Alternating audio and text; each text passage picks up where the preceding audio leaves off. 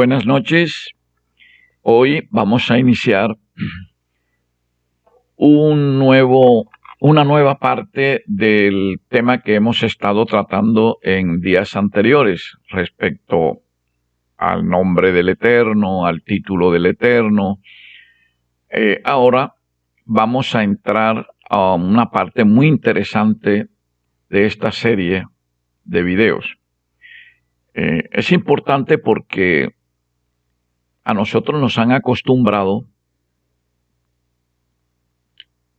que el nombre del Redentor es Jesús, y eso viene de cientos de años atrás.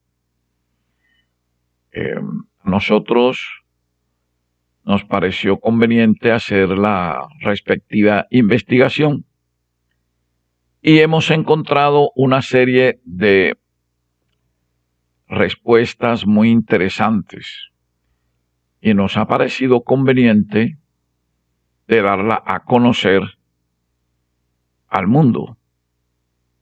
Sabemos que hay muchas personas que son sinceras con Cristo y que desean conocer siempre la verdad, y ese es el objetivo de estas investigaciones. Por eso Cristo nos mandó a que escudriñáramos las Escrituras, ¿sí? Porque ahí es donde se encuentra la verdad respecto a Él. Bien, entonces entremos en materia sobre este importante tema.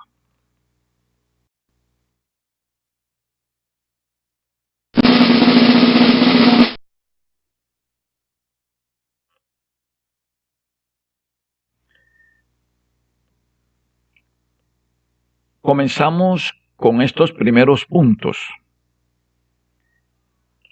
En griego y arameo, el nombre del Mesías es Yeshua.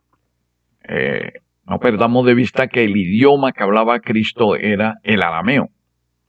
¿Sí? Entonces tenemos que buscar el nombre de él en este idioma, en esta lengua, para que nosotros nos vayamos formando ya una idea de dónde se originó el verdadero nombre del Redentor. En este idioma arameo el nombre es Yeshua. Aquí estamos observando un asunto bastante curioso, que cuando el Redentor muere en la cruz, Pilato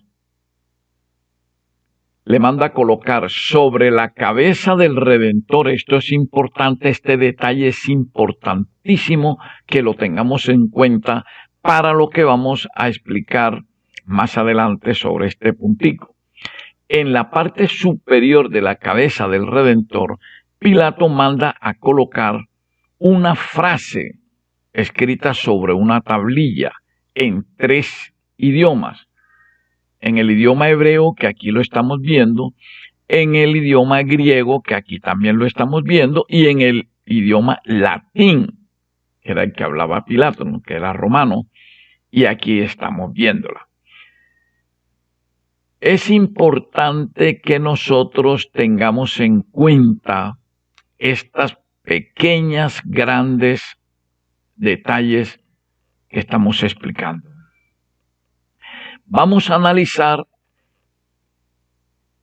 esta frase que está aquí escrita en 3 idiomas y que se encuentra, repito, sobre la cabeza del Redentor, que está en la cruz. Vamos a analizarla en cada uno de esos idiomas. Por ejemplo, en hebreo, aquí tenemos la frase en hebreo, que se pronuncia Yeshua Hanotzri Bemelech Ha-Yehudim, que significa Yeshua, lógicamente es intraducible, con un nombre propio, que después lo tradujeron como Jesús. Hanotzri significa es de Nazaret. Bemelech, con la letra V, significa es rey. Y Hayehudim significa de los judíos. Es decir, que esta frase que está aquí significa Yeshua es de Nazaret, es rey de los judíos.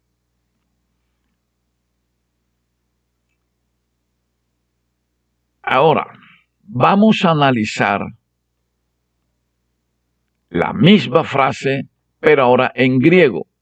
Aquí la encontramos escrita en griego, que es de donde se deriva la sigla INVI, que significa aquí esa frase, Jesús el Nazareno, el rey de los judíos. Ahora entramos aquí al latín. La misma frase, aquí la encontramos, Jesús Nazarenus, Rex Iudaeorum, que es de donde se desprende la sigla INRI, y que significa Jesús de Nazaret, rey de los judíos. Ahora bien, ¿qué significa esta frase en latín y en ella el nombre Jesús? Vamos a detenernos un momentico en esta frase en latín. Detallemos los significados de las letras que componen este nombre Jesús, en latín, por supuesto. Así, aquí vemos el nombre en latín, Jesús. Vamos a detallar cada una de estas partes que componen este nombre. Y que en latín es la segunda persona singular imperativa de is, que a su vez es un pronombre demostrativo que traduce este, esta, esto, aquel, aquella, aquello. Y como adjetivo traduce este, esta, esto. Para este caso específico que estamos aquí estudiando, entonces la letra I en latín traduce este. Ahora vemos la letra E. En latín, como abreviatura significa emeritus, que es un adjetivo que traduce terminado, acabado. Y sus, que es la última parte de esta palabra, en latín traduce cerdo, acabado. Nazarenus, que en latín significa nazareno. Rex, que en latín significa rey. Iudaeorum, que en latín significa judío. Al reunir los significados anteriores, nos resulta la siguiente frase en latín. Este acabado cerdo, rey de los judíos. Este es el real y blasfemo significado de la frase que se encuentra registrada en Juan 19:19, que Pilato, con el propósito diabólico de burlarse del Mesías y que todos se burlaran de él, escribió jactanciosamente en latín sobre la cruz.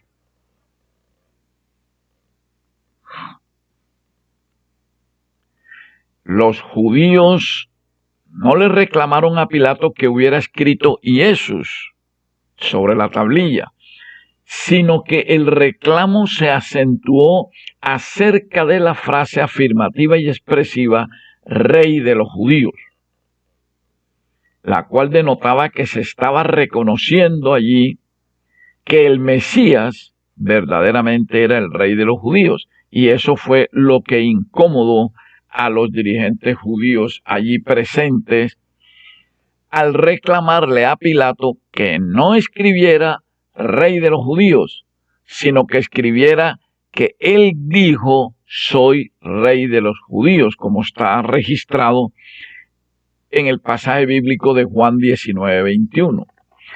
En una clara muestra de advertir que no era el pueblo judío el que lo reconocía como rey, sino que fue él mismo, es decir, el Mesías, mismo el que unipersonalmente se declaraba rey de los judíos. Ellos, los judíos, no lo consideraron nunca como rey. Y eso está probado en Juan 19:15. Al detenerse específicamente en esto, o sea, en el reclamo de los dirigentes judíos, deja claro que ellos sí estuvieron de acuerdo en que Pilato escribiera sobre la tablilla la expresión irrespetuosa Jesús, es decir, aceptando que a quien acababan de crucificar era un cerdo acabado, es decir, un cerdo derrotado, un cerdo fracasado. Ese fue el mensaje irrespetuoso y blasfemo que Pilato transmitió a través de esta frase puesta la parte superior de la cruz y que los judíos la aceptaron solícitamente sin reclamo alguno. Los romanos sabían cuán despreciable era este animal para los judíos, o sea, el cerdo. Y por eso fue por lo que Pilato colocó esa expresión sobre la cruz, para, en primer lugar, hacerle saber a los judíos y al mundo cuál era la condición en que ellos tenían al crucificado, y al mismo tiempo resaltárselo en la misma cara a los judíos. Pero lo lamentable es que los dirigentes judíos y la inmensa mayoría del pueblo judío aceptaron considerar al crucificado en esa condición despreciable de cerdo. Tal fue el odio que mostraron hacia el Mesías. Y ese odio fue tan desenfrenado y torpe al mismo tiempo, que ellos mismos derramaron sobre sí mismos la desgracia más grande para el pueblo judío, cuando dijeron: su sangre sea sobre nosotros y sobre nuestros hijos, como está escrito en Mateo 27:25. Oiga esa expresión que lanzaron los mismos judíos, que deseaban a toda costa asesinar al Mesías. Que su sangre, es decir, la sangre del Mesías, sea sobre nosotros y sobre nuestros hijos. Al reclamo judío hacia Pilato, éste les respondió arrogantemente: lo que he escrito, he escrito. Juan 19:22. En una severa advertencia que para Roma imperial ese crucificado era un Jesús, es decir, un cerdo acabado.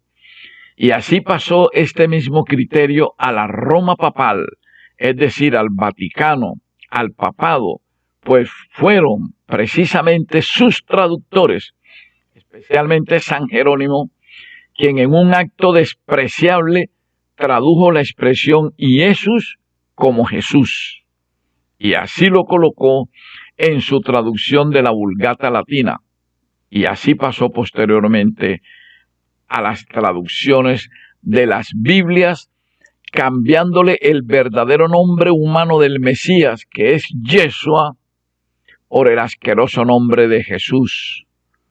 Y con este nombre irreverente e irrespetuoso han hecho que el mundo llame al Mesías considerándolo como un cerdo, sin que el mundo se haya dado cuenta. La blasfema Iglesia Católica Romana ha estado haciendo su diabólico trabajo con espantosa sutileza, para que el mundo no lo capte como maestros que son del engaño. Pero los verdaderos hijos de Elohim, los cristianos apostólicos, con la grandiosísima ayuda del Espíritu Santo, nos hemos percatado de esas trampas del demonio y las estamos dando a conocer al mundo para que el mundo se alerte de ellas. Ese mismo propósito burlesco diabólico que inspiró a Roma imperial, estando a la cabeza de ello Pilato, considerando al Mesías como un cerdo acabado, lo heredó la Roma papal. Pues nótese que es la Iglesia Católica Romana la que ha seguido usando la blasfema palabra Jesús para identificar al Mesías. Y ese criterio lo ha transmitido a las demás iglesias, tanto protestantes como no protestantes, las cuales usan esas Biblias. A ese Jesús no es al que los verdaderos hijos de Elohim adoramos y servimos como Mesías, sino al que los manuscritos originales de la Biblia llaman Yeshua, que es el verdadero nombre humano de nuestro Salvador. Lo anterior significa que Pilato, al colocarle la expresión Jesús sobre la cabeza de Cristo en la cruz, quería burlarse del Mesías. Al ponerlo en latín, no solo quería burlarse de Cristo, sino del mismo pueblo judío, pues le estaba señalando al mundo en señal de sorna que el personaje, entre comillas, andrajoso, que se hallaba allí colgado sobre la cruz, era el rey de los judíos. Así se burlaba de los judíos, mostrándole a ese pueblo la condición miserable en que allí se encontraba su rey, entre comillas. Burlándose de un pueblo engreído como lo era el pueblo judío, que sintiéndose grandes, Roma los consideraba de poca monta. Ese fue el mensaje que Pilato quería resaltar desde la cruz con esa frase en latín. El nombre Jesús es pues ofensivo para el Mesías. Ese nombre Jesús no se deriva del hebreo arameo Yeshua, sino del latín, manifestando un desagradable sentido ofensivo hacia el Salvador del mundo. Pero ahora viene la impactante revelación de la frase escrita en hebreo sobre la cabeza de Cristo en la cruz. Obsérvese.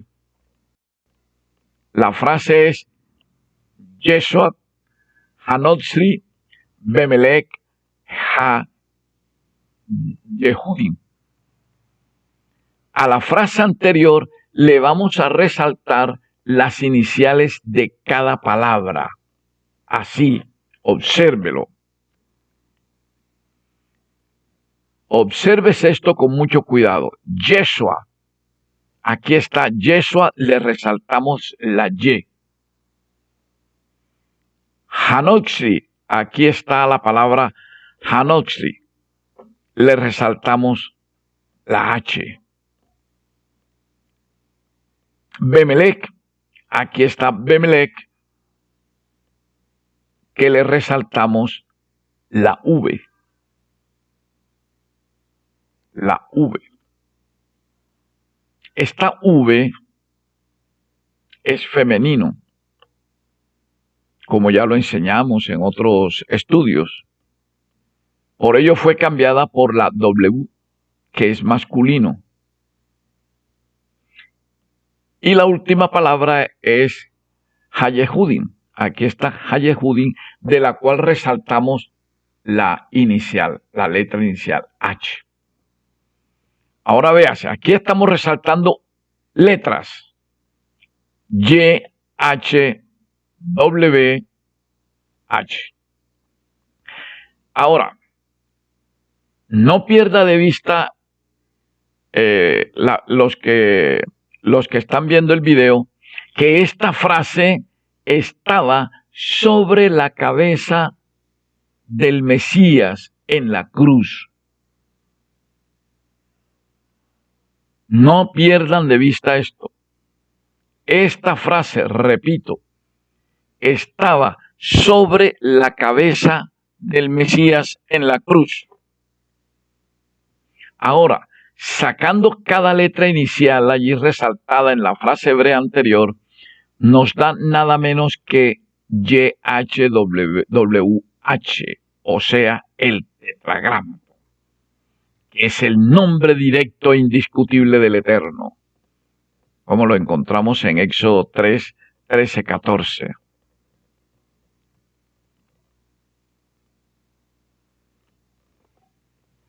Aquí lo volvemos a ver. Yeshua, Hanoxri, Bemelec, Yehudi. Aquí están las letras resaltadas. Y, aquí está la Y.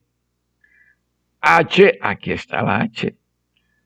La V, que ya sabemos que la cambiaron por W por la característica masculina. Aquí está. Y Hayehudin, aquí está. H otra vez, aquí está. YHWH. Este es el tetragramatón, que significa el nombre del Eterno. El tetragramatón, como nosotros sabemos, sale de aquel episodio de Moisés con el Eterno en la zarza ardiente. Cuando Moisés le preguntó por el nombre del Eterno y él le dijo, yo soy el que soy. Bueno, de la expresión yo soy sale esta frase. De la expresión yo soy en hebreo sale el tetragramatón, como ya nosotros lo hemos estado enseñando.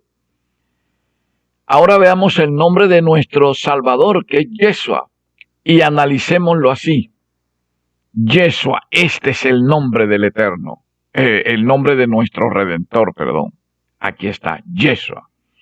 Aquí le extraemos a este nombre unas palabras, unas letras claves. La Y, aquí está. H, aquí está. W, aquí está. H, aquí está. Las colocamos en orden. Y, H, W, H. ¿Qué nos da? Asombrosamente nos da el tetragramatón también. Sí. Es decir,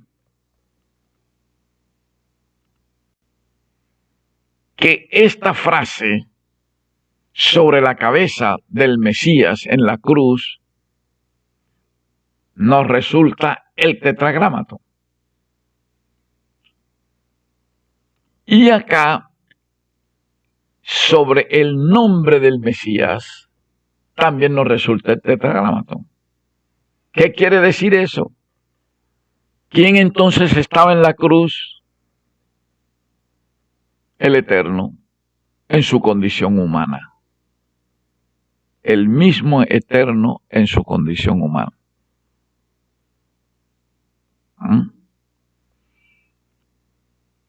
Bien, lo anterior está indicando que tanto en la frase hebrea colocada sobre la cruz como en el mismo nombre humano del Salvador se estaba identificando la persona que estaba colgada en esa cruz, es decir, el Eterno mismo. La majestad del universo, desde la misma cruz y utilizando al pagano Pilato, estaba transmitiendo el más grande y sublime mensaje al mundo de que quien se hallaba en esa cruz muriendo en esos momentos para salvar a los hombres de la muerte eterna era el Eterno mismo en su condición humana. Para que eso no se prestara a dudas y malos entendidos en el hombre mismo, y ello fue magistralmente recogido por los escritores bíblicos, tales como el apóstol Pablo, cuando dijo que Elohim estaba en. Aquí no está diciendo que Elohim estaba con Cristo, no. Que Elohim estaba en, o sea, dentro de Cristo, reconciliando consigo al mundo, no tomándoles en cuenta a los hombres sus pecados. También dijo el Espíritu Santo por medio del mismo apóstol Pablo, porque en él, obsérvese que aquí está otra vez la palabra en, porque en él habita corporalmente toda la plenitud de la deidad. ¿Quién es la deidad? ¿Quién es la deidad? La deidad es el Eterno mismo. Y aquí están diciendo que en él, o sea, dentro del cuerpo cuerpo de Cristo habita. Obsérvese que no está en tiempo pasado. Aquí no dice habitó. Tampoco dice habitará. Aquí dice habita, es decir, está presente de manera permanente. Y dice corporalmente, o sea que no está espiritualmente, no está de una manera fingida, sino de una manera real, física, dentro del cuerpo de Cristo. Dice que habita corporalmente toda, no una parte, sino toda, la plenitud. La plenitud, o sea, está completa. Habita la deidad de manera completa dentro del cuerpo de Cristo. Por eso la frase que dice, porque en Él habita corporalmente toda la plenitud de la deidad, significa que para donde el cuerpo humano, llamado Yeshua, se moviera, allí se iban moviendo internamente toda la plenitud de la deidad. O sea que Cristo era el eterno, era la deidad misma. Y luego recalcó, aguardando la esperanza bienaventurada y la manifestación gloriosa de nuestro gran Elohim. Vea cómo lo llama el apóstol. De nuestro gran Elohim y Salvador, Yeshua el Cristo. Son frases impactantes que se están utilizando aquí para probar indiscutiblemente la divinidad de Cristo, para probarle al mundo que quien estaba allí en la cruz era el eterno en su condición humana. Para rematar, el evangelista Juan resaltó también esta divinidad de Cristo cuando registró las palabras de Tomás, cuando vio a Cristo resucitado y le dijo, soberano mío y Elohim mío. Mire esa frase. Transmite un mensaje indiscutible acerca de la divinidad de Cristo. Cuando Tomás vio a Cristo, al Cristo resucitado, el Espíritu Santo lo puso a que expresara esta impactante, importante y profunda frase que muestra y prueba la divinidad del Mesías. Soberano mío y Elohim mío. Y obsérvese que allí Cristo no le rechazó que lo llamara Elohim. Cristo no le protestó. Cristo lo aceptó. Si lo aceptó es porque Él era y es el eterno. Porque la Biblia también nos habla de que Cristo nunca mintió. Siempre dijo la verdad. De su boca jamás salió una mentira. Por tanto, si Cristo le aceptó a Tomás que lo llamara Elohim, es porque era Elohim, indiscutiblemente. Ahora bien, la protesta de los judíos por la frase escrita en la parte superior de la cruz conllevaba dos razones fundamentales. La una, la tosudez de ellos en no reconocer la condición de rey de Yeshua, mostrando así la recortada visión espiritual que ellos tenían sobre las Escrituras y sobre el plan de la salvación. Pues el odio que sentían por Cristo no los dejaba discernir que la condición de rey del Mesías no se limitaba a un reinado terrenal de esos momentos históricos que ellos estaban viviendo, como si la condición de rey de Cristo se hubiera podido asemejar a los reyes temporales de la tierra. Su odio no los dejó apreciar el mensaje cósmico de esa condición de rey del Mesías, pues no pudieron comprender en ningún momento que Cristo no era el rey político de ese pueblo literal de Israel, sino el rey del pueblo santo de Israel, el pueblo que se salvaría, que estaba llamado a salvarse al final de los tiempos y que viviría la vida eterna bajo sus tiernos cuidados de Padre Celestial. Era el rey de los verdaderos israelitas, tal como lo expresó elocuentemente el apóstol Pablo en Romanos 9, 6 a 8. Cristo sí era y es rey, pero de un reino de dimensiones celestiales, de dimensiones cósmicas y no de dimensiones políticas terrenales como lo habían advertido los judíos.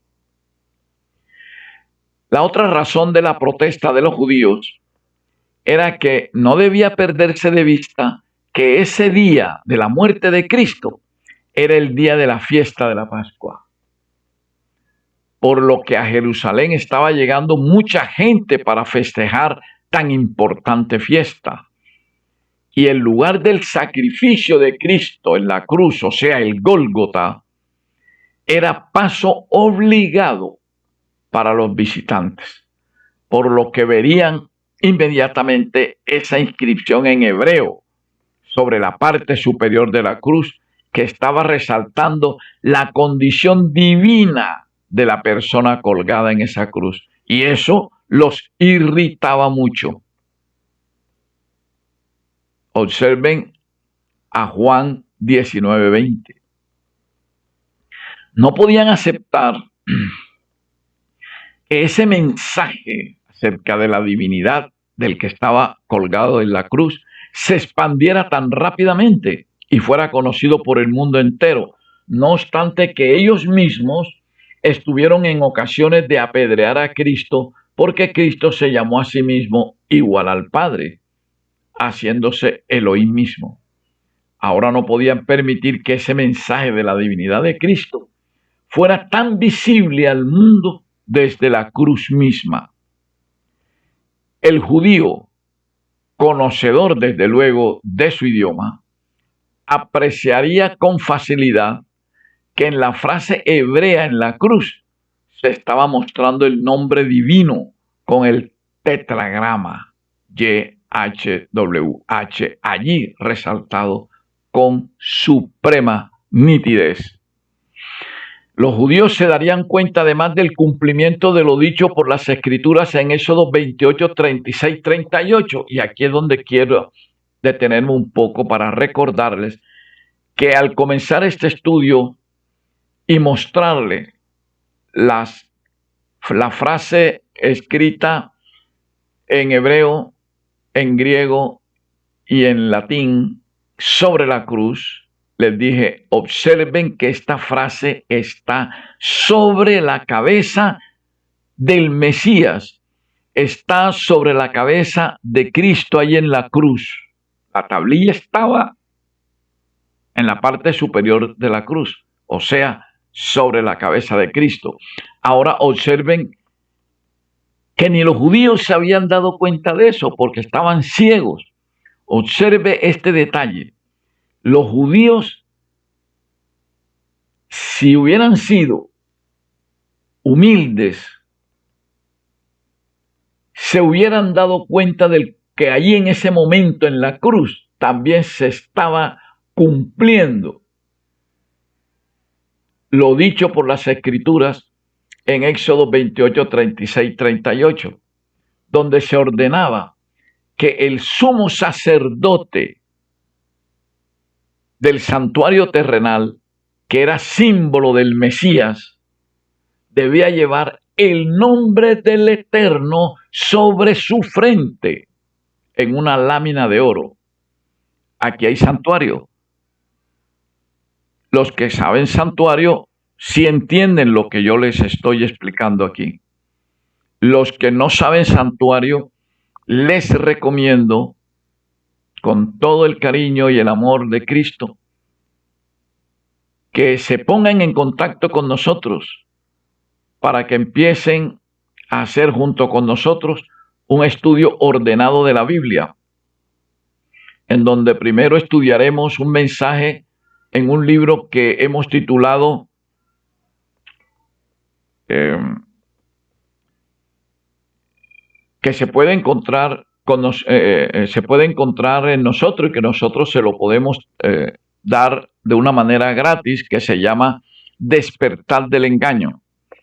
Pueden solicitarlo en los correos que al final de este estudio les van a salir en pantalla, y nosotros con mucho gusto les enviaremos ese libro de una manera gratis.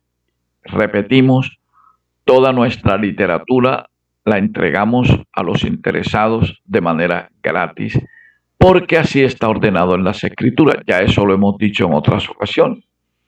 De manera que si los judíos hubieran sido humildes, se hubieran dado cuenta de que allí en la cruz, en esos momentos, se estaba cumpliendo una profecía establecida en el libro de Éxodos capítulo 28, versículos 36 a 38, donde se ordenaba que el sumo sacerdote del santuario terrenal, que simbolizaba al Mesías, debía llevar el nombre del Eterno sobre su frente en una lámina de oro, para que llevara las faltas cometidas por todos los hijos de Israel en todas las cosas santas, tal como ahora Cristo en la cruz, sobre su cabeza, llevaba en esa parte superior de la cruz el nombre del Eterno, identificándose como tal, es decir, yo soy el Eterno,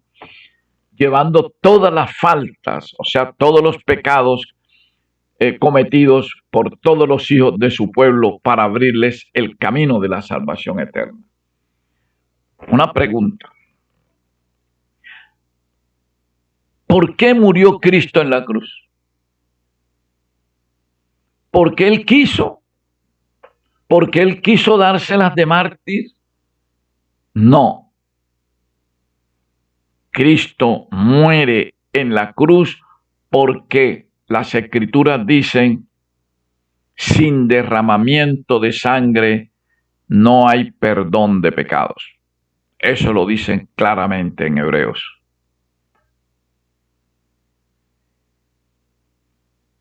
Nosotros pecamos desde el principio. Heredamos el pecado original que cometieron Adán y Eva. Así está dicho también en el libro de Hebreos. Y le están saliendo en pantalla. Entonces, al caer nosotros en pecado,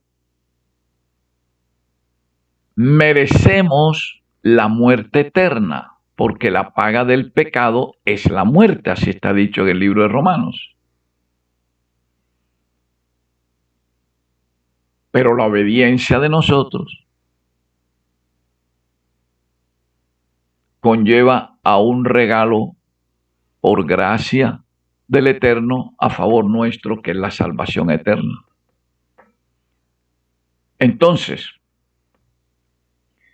si sin derramamiento de sangre no hay perdón de pecados, esa fue la razón del por qué Cristo tenía que morir en la cruz, para derramar su sangre, para tomar allí todos los pecados de la humanidad y decirle a la humanidad, yo aquí en este momento estoy pagando todos los pecados de todos ustedes, desde Adán y Eva hasta el final de los tiempos.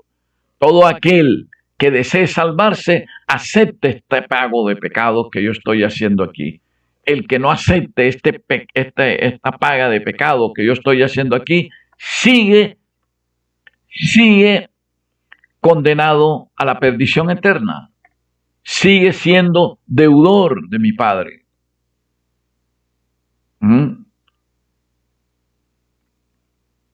Entonces, es importante que estas cositas las tengamos claras. Vengan con nosotros y hagan los estudios y se darán cuenta qué clara es la Biblia para transmitir sus mensajes. Lo que hay es que saberlos estudiar. Hay muchas personas que por ignorancia, porque desconocen las Escrituras, vienen y salen diciendo, es que Cristo abolió la ley cuando murió en la cruz, y están tratando de probar esa absurda doctrina o esa absurda enseñanza con Colosenses 2:14. Y no es así. Colosenses 2:14 está expresando un mensaje totalmente diferente. Antes está confirmando el cumplimiento de la ley, la vigencia de la ley. Pero como ese no es el tema, lo veremos en otra ocasión. Lo que queremos resaltar en este momento es que así como el sumo sacerdote del santuario celestial se le exigía que debía llevar sobre su cabeza una lámina de oro con el nombre del Eterno, él tenía que llevar ahí el tetragramatón, porque eso significaba que el sumo sacerdote allí llevaba todos los pecados, todas las faltas cometidas de los hijos de Israel. Eso se cumplió acá también en Cristo, en la cruz. El nombre del Eterno que estaba incrustado en la frase esa que estaba sobre la cruz,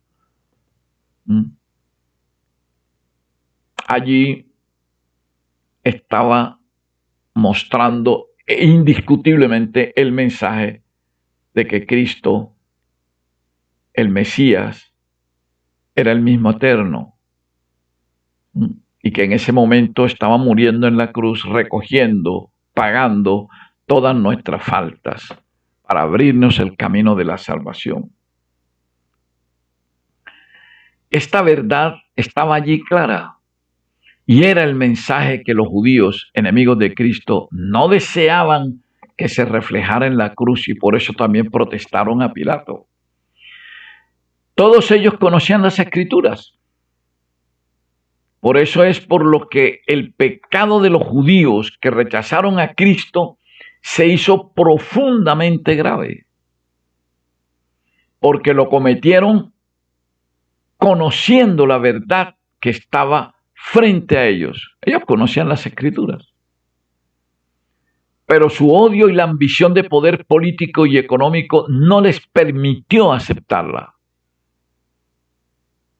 Cuando le protestaron a Pilato, éste les contestó tajante y decididamente: lo que es escrito, es decir, nada de lo que es escrito sobre la cruz será modificado.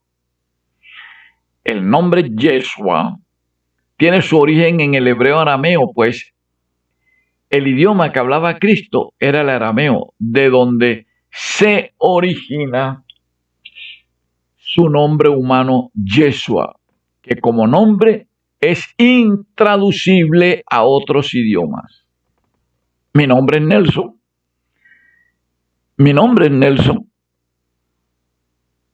Y ese nombre, donde yo vaya a cualquier país del mundo, sigue siendo Nelson.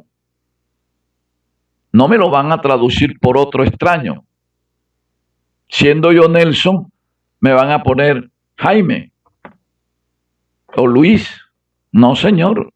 Mi nombre es Nelson y seguirá siendo Nelson. Un nombre propio. Exactamente es el caso de nuestro Redentor con su nombre humano. Aclaro. El nombre humano de él era Yeshua. Entonces, ese nombre Yeshua es Yeshua allá en los tiempos de Cristo y es Yeshua después de los tiempos de Cristo y es Yeshua en estos tiempos actuales.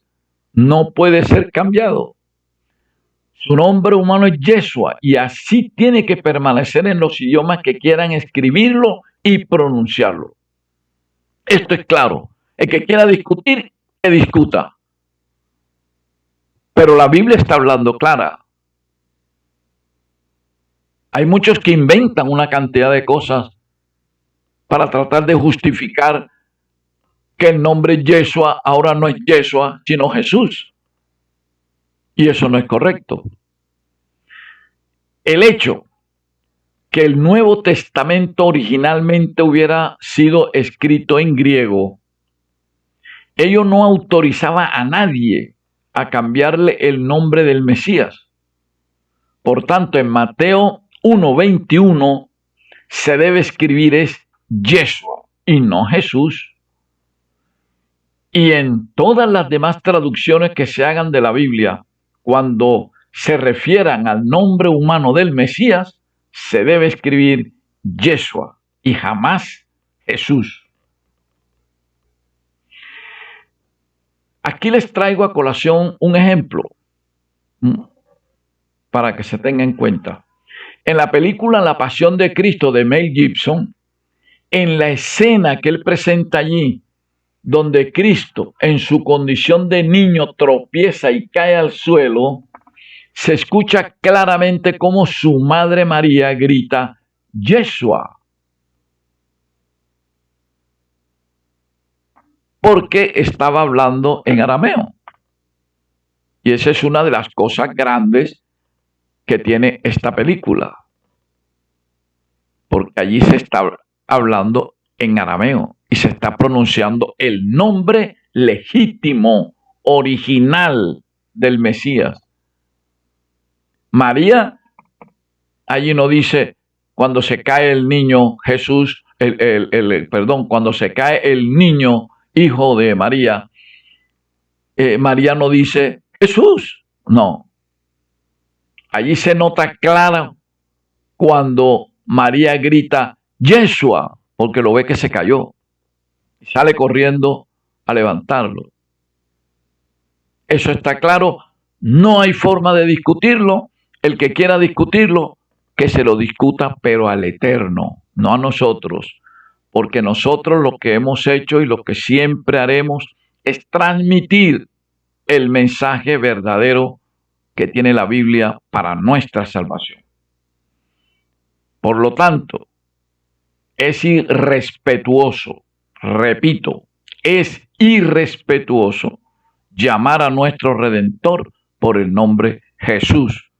Cada vez que una persona lo llama Jesús, la Iglesia Católica se pone feliz porque se está dando cuenta que está resaltando un mensaje grosero, un mensaje blasfemo, un mensaje irrespetuoso, llamando a nuestro Redentor un cerdo acabado. Y eso tenemos nosotros que acabarlo, eso tenemos nosotros que evitarlo, enseñándole a las personas estos mensajes que estamos transmitiendo aquí a través de estos videos. Bien, ahora estudiaremos la expresión Señor. ¿Se puede decir Señor a Cristo? Veamos.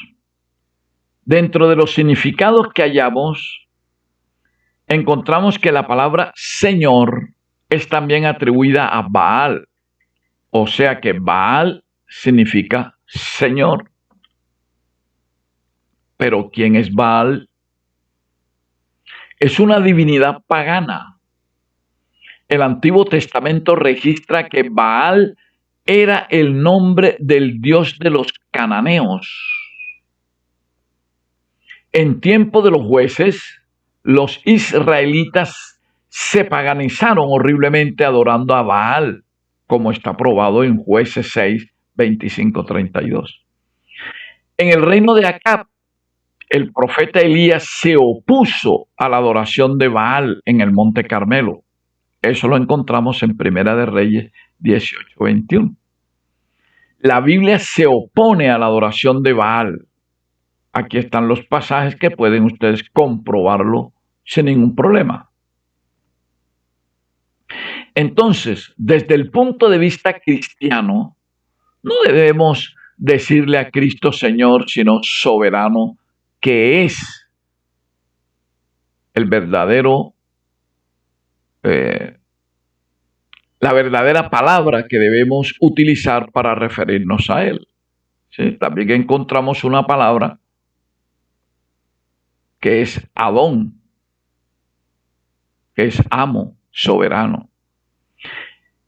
En la Biblia, donde traduzcan Señor atribuido a Cristo, a la primera persona de la divinidad y al Espíritu Santo, debemos leer soberano, jamás Señor.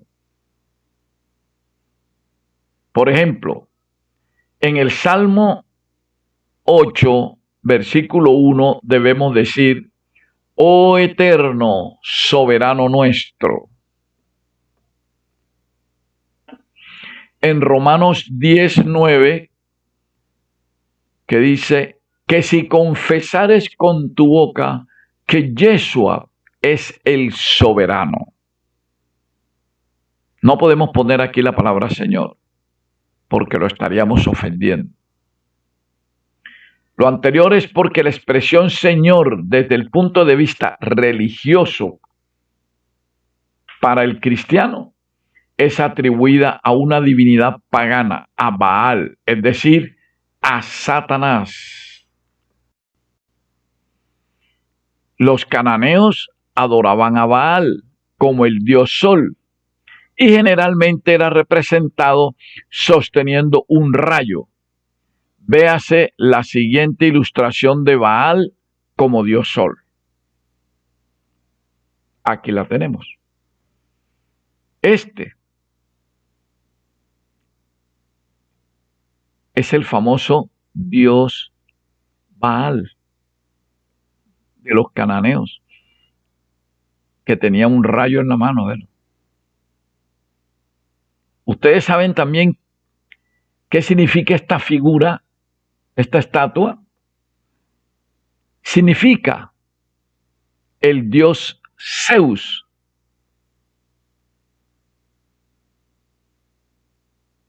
El dios Zeus, el dios padre Zeus de los griegos. Y ustedes saben también qué significa esta misma figura, esta misma estatua. También significa el dios Júpiter de los romanos, el dios Júpiter del Imperio Romano. De tal manera que la persona que le llame Señor a Cristo lo está igualando a esta grotesca figura pagana del dios Baal, o sea, a Satanás. Es que Satanás, desde el cielo mismo, cuando él se rebeló, la base fundamental de su rebelión consistió en que él se consideró igual al Eterno. Y en su torpeza, en su locura, deseó y aún desea, como loco que es, destronar al Eterno, quitarlo del trono celestial para allí sentarse él. ¿Eso es mentira? ¿Estamos diciendo alguna mentira en eso? No. Eso está perfectamente establecido en Isaías 14, versículos del 12 al 14. Y el mismo versículo 14 ahí dice que seré semejante al Altísimo. Te voy a derrumbar de ahí, te voy a quitar de tu trono celestial y seré semejante a ti. Y dice clarito allí, subiré al cielo, allá donde tú estás. Y en ese trono donde estás sentado, te quitaré y me sentaré a los lados del norte. Entonces, mucho cuidado.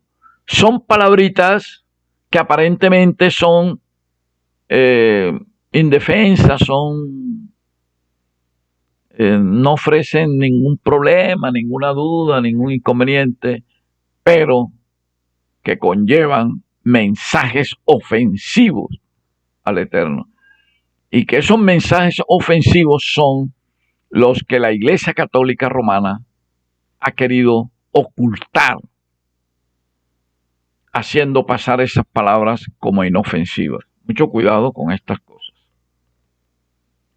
El dios Zeus de los griegos también era conocido como el dios Sol. Se dice que dos inscripciones antiguas descubiertas en 1909 cerca de Listra, el centro sur de la hoy Turquía, dan testimonio de Zeus, el dios Sol. Satanás es conocido como dios Sol, lo que lo hace estar representado por Zeus o Baal como Señor y Padre. Si Baal significa Señor en su sentido religioso pagano, entonces no es correcto, repito, llamar a Cristo Señor, porque lo estaríamos igualando a Baal, es decir, a Satanás. De manera que Cristo no es Señor, sino soberano. Que se tenga eso muy claro.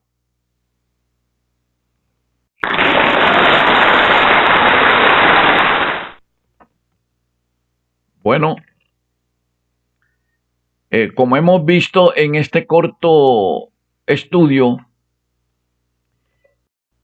hemos aclarado por qué razón no le podemos llamar a Cristo Señor, sino soberano. Y también hemos aclarado que el nombre humano de Él no es Jesús, sino Yeshua. Llamar Jesús a nuestro Redentor es ofenderlo, como ya lo hemos visto ahora aquí en este video. Mucho cuidado con estas cosas, porque uno de los grandes reclamos que se le hace al pueblo judío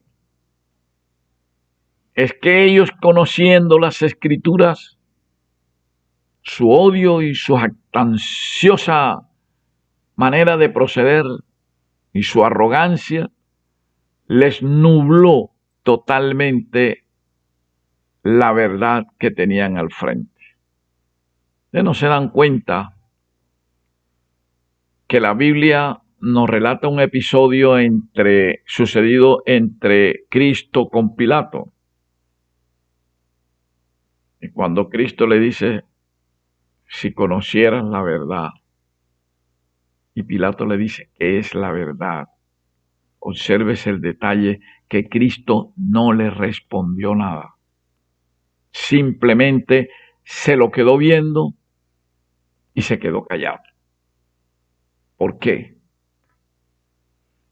A la pregunta de Pilato, ¿qué es la verdad? Cristo se le queda callado. Se lo queda mirando y lo que le estaba diciendo con ese silencio es, la verdad la tienes aquí al frente tuyo. La verdad soy yo. De manera, mis queridos hermanos, que hay que tener mucho cuidado con lo que estamos aprendiendo, con lo que enseñamos, porque todo tiene que pasar por el filtro indiscutible del Espíritu Santo. Todo lo que nosotros enseñamos se encuentra basado en las investigaciones que hacemos bajo los tiernos cuidados del Espíritu Santo.